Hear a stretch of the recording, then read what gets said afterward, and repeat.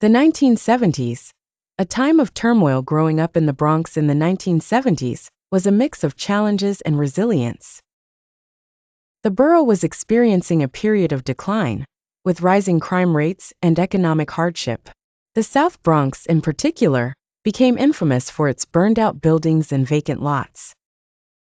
Despite these difficulties, the community was tight-knit, with neighbors supporting each other through tough times. The 1980s, the birth of hip-hop. The 1980s brought a cultural renaissance to the Bronx. Hip-hop emerged from the streets, with DJs, MCs, and breakdancers creating a new form of music and expression. This era saw the birth of legendary figures who would shape the future of music and culture. The rise of DJs and MCs. DJs like DJ Kool Herc, Grandmaster Flash, and Grand Wizard Theodore were pioneers, using their turntables to create extended drum breaks that became the foundation of hip-hop music. Their innovative techniques, such as scratching and beat juggling, revolutionized music production and performance. MCs, or Master of Ceremonies, took center stage with their lyrical prowess. Mel Mel, part of Grandmaster Flash and the Furious Five, delivered powerful messages through his raps. Curtis Blow became one of the first rappers to achieve mainstream success with hits like The Breaks. Chapter 4. The influence of breakdancing. Breakdancers like Crazy Legs from the Rocksteady crew brought their acrobatic moves to the streets, adding a visual element to the music. Their performances at block parties and in urban spaces captured the imagination of young people and became an integral part of hip-hop culture. Chapter 5. Kool Moe Dee and the Art of Battle Rap. One of the most influential figures in the development of battle rap was Kool Moe Dee. Known for his sharp lyrics and confident delivery, Kool Moe Dee emerged as a formidable MC in the early 1980s. His rivalry with other rappers, particularly Spoonie G, became legendary. The battle with Spoonie G. The battle between Kool Moe Dee and Spoonie G took place at a time when rap battles were a way for MCs to prove their skills and earn respect. The two faced off in a heated lyrical duel that showcased their talents and creativity.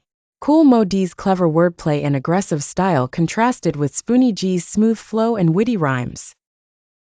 The battle was not just a clash of words, it was a display of the competitive spirit and raw talent that defined early hip-hop.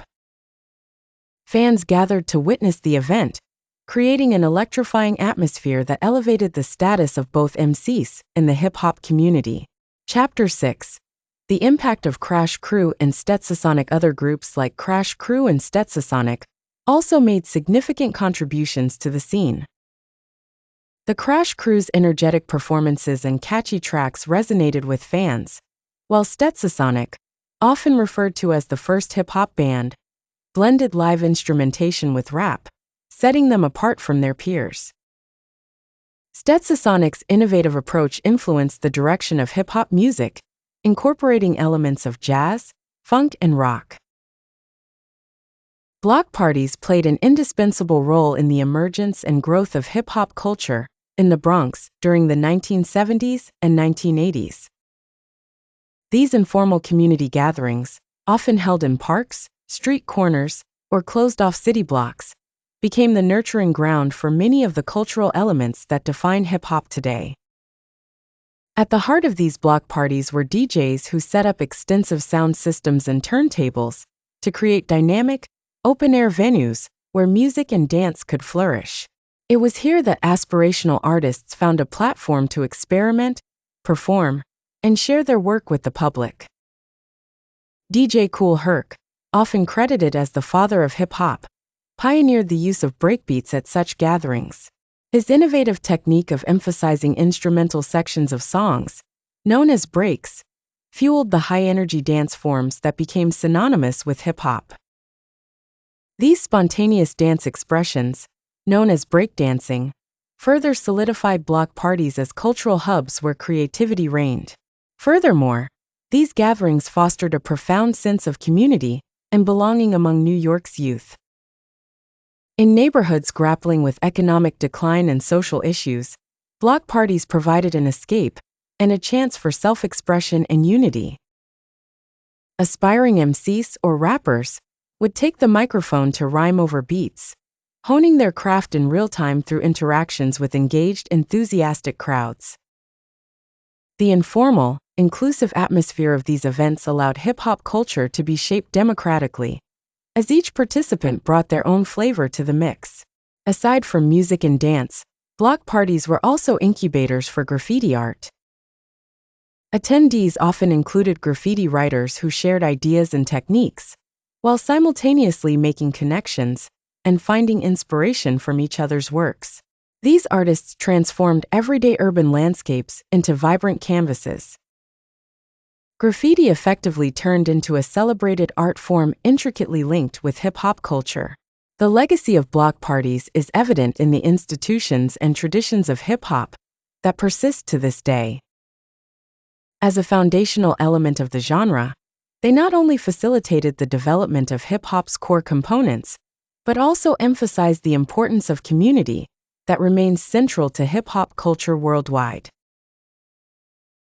The narrative of Manhattan's influence on hip-hop is a compelling story of cultural convergence and artistic evolution. While hip-hop's genesis in the Bronx is well established, Manhattan became a significant catalyst in transforming this underground movement into a global phenomenon.